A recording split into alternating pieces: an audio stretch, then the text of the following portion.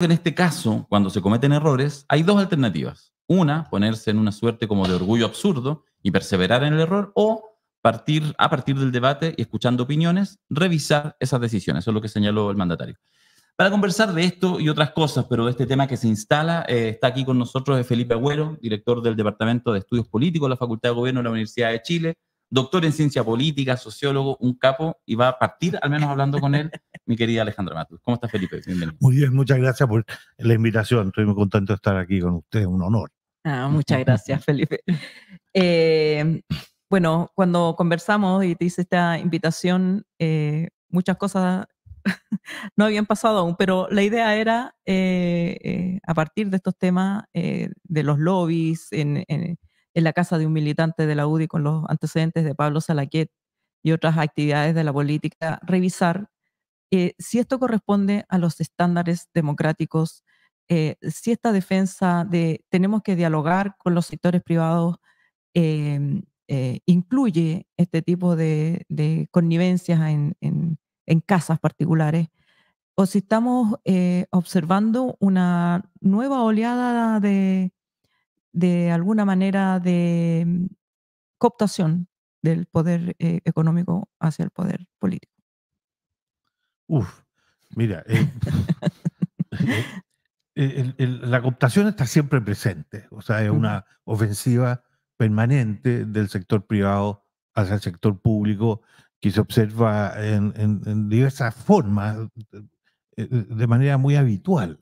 Es decir, si uno ve cómo ha variado las aspiraciones del programa de gobierno, todos son respuestas a presiones del sector privado. Una reforma tributaria que se planteaba cobrar impuestos, ahora está reducida a pequeños trámites, de lo más aventurado, son temas de ilusión, etcétera, y así en numerosos campos de la política. Entonces, esto es una cosa permanente. Ahora, con este caso, creo yo que se hace, es también una cosa también absurda, en el sentido de que, bueno, y que no hay diálogo, el gobierno no dialoga, que tienen que dialogar, tienen que abrirse, etcétera. Bueno, basta que hagan un diálogo y les caen con todo y con toda la fuerza mediática, en fin, en fin. Ahora, dicho eso, yo creo que esto tiene dos dimensiones. Tiene una dimensión legal, que tiene que ver con lo del lobby, y que hace claro de que hay que avanzar en la mejor perfilación de las disposiciones legales sobre el lobby. Y está también la cuestión política, es decir, cuando se habla de transparencia, frente al pueblo, esto no encaja en esa cuestión. Cuando son reuniones que se pueden hacer en otros recintos, que pueden ser convocados por los funcionarios públicos a sus dependencias y sostener estas reuniones.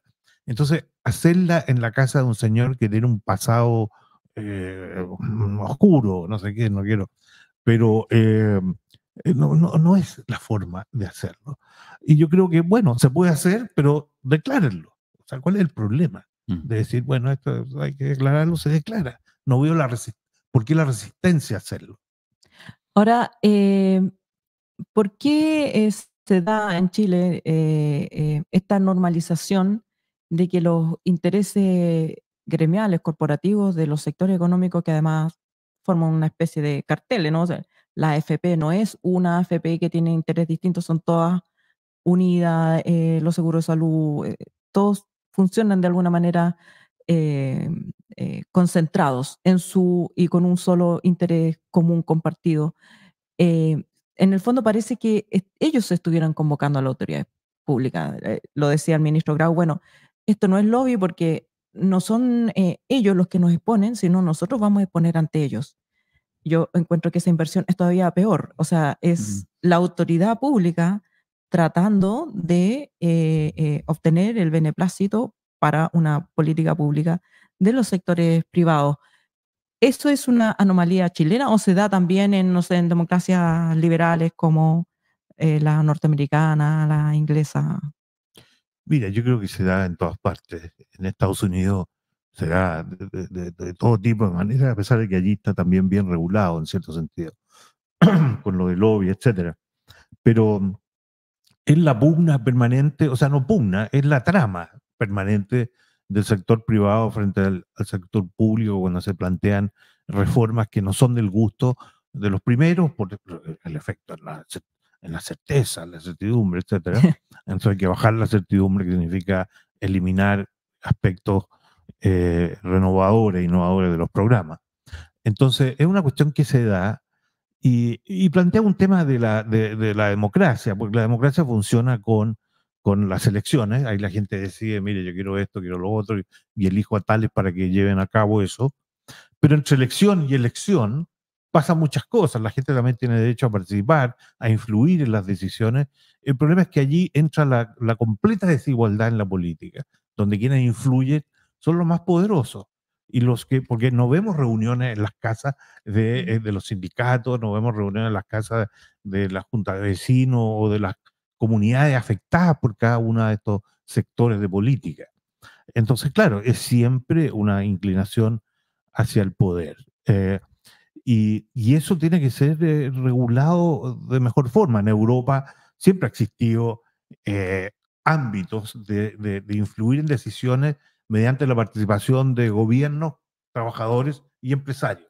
Y eso se transforma en políticas salariales, en políticas de beneficio, de seguridad, etcétera, pero es a la luz pública y son compromisos que se contraen tripartitamente y que empujan favorablemente la participación en periodos no electorales, que hay que hacerlo. Pero aquí otro tinte diferente, muy diferente. Eso significa que en Chile, por lo menos como están las cosas, las políticas progresistas están condenadas a fracasar, a quedarse en el cajón del pragmatismo. Mira, yo creo que sí, cuando no se tiene una mayoría clara, suficiente, que está respaldada en las instituciones. En la historia de nuestra política, o sea, partiendo con el gobierno de Allende, que intentó tránsito al socialismo con un 36%, no se puede. Entonces, aquí te ocurre más o menos lo mismo, no quiero hacer la comparación, Claro. pero para hacer las grandes transformaciones hay que tener las mayorías.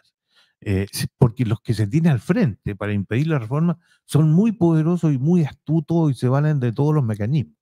Y eso solo se puede revertir con la fuerza institucional, electoral, social. Entonces se trata para esto de construir una gran mayoría para los cambios. Y eso no está, es muy difícil. Ahora, otra amenaza que parece estar presente en Latinoamérica y que probablemente nadie pensaba en los años 90 que se iba a estar hablando como una amenaza real al Estado, que es el crimen organizado, el narcotráfico. ¿Qué, qué oportunidades, digamos, tiene la democracia? Además, entre ahorcajada, digamos, entre el poder económico sin contrapeso de ciertos grupos o el crimen organizado por el otro lado. Mira, aquí en este tema yo creo que aparece el tema, también mirándolo, tratando de mirarlo más en perspectiva, de fondo, es que es una responsabilidad de las élites políticas que tienden a enfrentar los problemas cuando los problemas ya son casi sin solución. O sea, han habido indicaciones de que este era un incremento gradual, soterrado o menos soterrado, de cierta larga duración en Chile. Esto no es que de repente aparecieron. No, que llegaron ayer, No digamos. llegaron ayer, se Claro. instalaron en la cárcel y empezaron a dirigir todo el tráfico, el narcotráfico, sino que es una cosa que viene de hace un tiempo, viene siendo advertida por expertos también de hace tiempo, pero hay una falla en el sistema que solo privilegia las cuestiones de corto plazo, la próxima elección. Y entonces no hay tiempo para preocuparse con una perspectiva de Estado de largo plazo. Entonces la respuesta, me acuerdo cuando se planteaban estos temas, era no, eso aquí en Chile no pasa, no va a pasar. No, nosotros, como todavía se dice, nosotros no somos Ecuador. ¿No? ¿Tienes algún recuerdo específico de algún momento que se planteó más o menos desde cuándo? Mira, tengo una cosa muy específica en mente, que es una reunión a la que asistí en Chile 21, que es un instituto de políticas públicas progresistas, y que en una ocasión vino a hablar el embajador de Estados Unidos hace, yo diría, no recuerdo bien, pero debe haber sido por lo menos unos 15 años, por lo menos. Y, y el embajador habló de distintas cosas de política internacional que estaban interesados los comensales, pero él insistió en hacer un punto aparte de lo que vino a presentar para señalar eh, indicios de la magnitud del tráfico de drogas que pasaba por Chile, por la cantidad de containers que se descubrían en Europa, que venían de Chile. Que venían con el Entonces, timbre de Chile. exacto. Entonces él decía, mire, esto es un tema que hay que poner atención. Y la gente dice, no, en realidad esto no. Chao. Bueno, ahora hay que ponerle atención cuando en el puerto San Antonio la maquinita que parece que hace el escáner de los containers está mala, que no llega. Entonces, hay un tema de no ver los problemas. El mismo tema en la zona sur, con el conflicto del Estado con el pueblo mapuche, es que esta es una cuestión, pero de larguísima data, que se ha barrido todo bajo la alfombra y solo se ha abordado hacia el final de los gobiernos una comisión. Hagamos una comisión para que haga propuestas, ¿no es cierto? La comisión termina, hace un informe, ahí están los informes, no hay capacidad de hacer nada con ellos porque el gobierno ya termina, en fin, entonces se acumula, no nos metamos en ese problema. Y estamos entonces en el problema de hoy, ya con todo militarizado. Es decir, y este es un tema de que ciertos aspectos del funcionamiento del sistema impide el que se puedan plantear cuestiones con visión de largo plazo de Estado. Bueno, pero como así el sistema, entonces lo que se necesita son líderes que tengan esa capacidad de ponerse por encima y de ejercer liderazgo para llevar a todos los de sus sectores con la misión de tratar estos problemas. En ese sentido, Felipe, me interesa justamente profundizar, pero en otra arista que yo tengo la sensación que aparece menos. Cuando uno habla de esta crisis, la falta de mirada a largo plazo, tú te enfocabas un poco en el sistema político, en los liderazgos, ¿cierto? Ya, pero el otro lado de la moneda es la ciudadanía, digamos. ¿Ah? Y te lo pregunto como hipótesis instalada, digamos. Yo veo personalmente una creciente despolitización. Cada vez más, que a veces hay elementos que de repente confunden, porque hay más información disponible, la gente tiene sus dispositivos, se informa a través de TikTok, a través de Facebook. De hecho, en las encuestas que se hacen, la gente dice, ¿cómo se informa usted? A través de Facebook. O sea, ya no mencionas ni siquiera un medio, es decir, ¿cuál es la editorial del medio? No, es solamente el formato, el lugar, y por lo tanto cualquier cosa. Esa creciente despolitización parece que también hace aún más difícil la perspectiva de largo plazo, porque en realidad finalmente esos liderazgos están sometidos, quieranlo o no, a la próxima elección, etcétera, y la gente parece que estuviera como buscando la promesa del momento para poder creer en algo, aunque en el fondo sabe que le van a fallar. Ese fenómeno de despolitización, seguramente contemporáneo, que también podemos mirarlo en el último ciclo en Chile, post-estallido, etcétera. Me gustaría una reflexión, cómo tú lo ves y cómo de repente hay ciertos caminos para que eso pudiera revertirse. Sí, ese es un fenómeno muy, muy generalizado que tiene que ver, entre miles de otras cosas, con el tema de la proliferación de medios de información, Facebook, las redes, este programa, en fin, miles de cosas, eh, y que hace que la conexión anterior que existía con instituciones de política se han debilitado enormemente. Eso yo creo que es lo que está en la base. Ahora, no es necesariamente, porque hay que como reflexionar sobre lo que es politización, despolitización, porque sabemos que todos esos despolitizados y despolitizadas de repente irrumpen con mucho interés en la política para remecer las cosas. El estallido fue eso. Entonces, también hay que ver esto de la despolitización así. Lo que pasa es que falta el vínculo. Tú dices, mira, están las cosas de la institución, pero hablemos de la ciudadanía. Entonces, la ciudadanía le falta ese vínculo, no lo tiene. Y la responsabilidad principal en todo esto la tienen los partidos políticos. O sea, para mí el tema principal del problema de la democracia en Chile, pero en otros lugares también, pero en Chile en particular, son los partidos políticos, y en especial los partidos políticos que intentan hacer reformas, moverse en sentido progresista. No han sabido, porque ellos funcionaban con el binominal y lo tenían todo resuelto, ¿no es cierto? no queremos crecer, no nos interesa agregar Militantes. nada. ¿Por qué? Porque, mira, si lo tenemos todo esto controlado en este pequeño listo. cajoncito, bueno, el binominal desaparece y aparece entonces esta explosión que termina con 22 partidos, el sistema proporcional, etcétera, etcétera. Y con la cosa de los también de los no de lo que ya se acaba esta cosa de la inscripción, entonces todos son electores. Voto obligatorio. Voto Claro. obligatorio. Y los partidos no han sabido todavía reaccionar al fin de un sistema que tenía sus votantes controladitos. En el fondo los tenían todos en una libreta con sus números de teléfono. Pero cuando la cosa se expande, cuando el voto es obligatorio, cuando no están sujetos a las imposiciones del sistema binominal y hay más libertad, los partidos no han sabido conectarse de nuevo con la gente en el contexto que corresponde. O sea, los partidos tienen Facebook, no sé, pero primero no saben todavía quiénes son esos nuevos lectores, esos 4 millones, no sé cuántos millones, no saben quiénes son. Entonces, y no los veo que estén involucrados en un esfuerzo por reconectar. Y para mí eso es la falla principal. Porque aquí se habla de que no, que nos perdimos esta gran oportunidad de hacer reformas en el sistema político que estaban incluidas en el proyecto constitucional y que íbamos a reducir el número de partidos y teníamos los temas de la disciplina de los partidos, que puede ser verdad y que se pueden hacer vía reforma. Pero el tema no es ese. El tema es de la orientación que imprimen los partidos a su accionar y los liderazgos que están. Yo no veo ningún cambio ahí.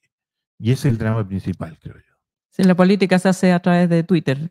Exacto. Y cosas muy de corto plazo y para ver, pensando ya cómo vamos a arreglar las alianzas que tengamos que hacer y quiénes van a ir en las listas. Esa es la preocupación de los partidos, no hay más. ¿Los ciclos electorales en Chile son muy cortos o no tiene que ver con eso? Digamos, bueno, los gobiernos de 4 años. Sí, son cortos, creo yo, y y depende cómo están programados, que de repente se juntan muchos claro. todos en un poco número de años. Pero en la democracia es lo que tenemos, o sea, la gente tiene que votar para distintas autoridades. Entonces, se requieren liderazgos que estén por encima de la ansiedad permanente de qué vamos a hacer para la próxima elección. Y que tengan tiempo para pensar en qué le van a ofrecer a la gente. No, aquí, uno lee los diarios y ve los dirigentes, no, están pensando en si se van a juntar con este, con el otro y cómo van a hacer la lista. En eso están permanentemente. Pero ¿dónde está la reflexión sobre qué vamos a ofrecerle al país? ¿Qué vamos a ofrecerle a la gente que no sabemos quiénes son ni qué quieren? Claro. Que esa es la función conectiva de los partidos, de intermediación de los partidos que no se está ejerciendo de hace tiempo, creo yo, por las perversiones que generó el sistema binominal en todo esto. Felipe Agüero, director del Departamento de Estudios de la Facultad de Gobierno de la Universidad de Chile. Muchas gracias por esta conversación. Ojalá que sea la primera de muchas. Gracias por venir acá a 32 minutos. Muchas gracias por esta oportunidad. Yo quiero hacerle una pregunta de sí o no. A ver, esas son malas. ¿Te parece adecuado o deseable que se prohíba la participación de Peso Pluma en el festival? Mira, escuché la interesante discusión que tuvieron ustedes que toma toda la arista, entonces es una respuesta complicada. Yo creo que el tema del narcotráfico es suficientemente serio como para darle bastante atención y creo que no contribuye lo que viene a ser Peso Pluma en términos de la cultura, porque es oficializarlo, legitimarlo y ampliarlo. Y no creo que la situación esté como para eso con recursos públicos como una política. Ahora, claro, una vez que está invitado y entonces es una censura ya muy encima. Pienso que no debiera haber sido invitado. Si esto desde el primer punto, bien, claro. Desde el primer momento, claro. Muchas gracias, Felipe. Gracias, Felipe. Hacemos una pausa y volvemos para ir ya.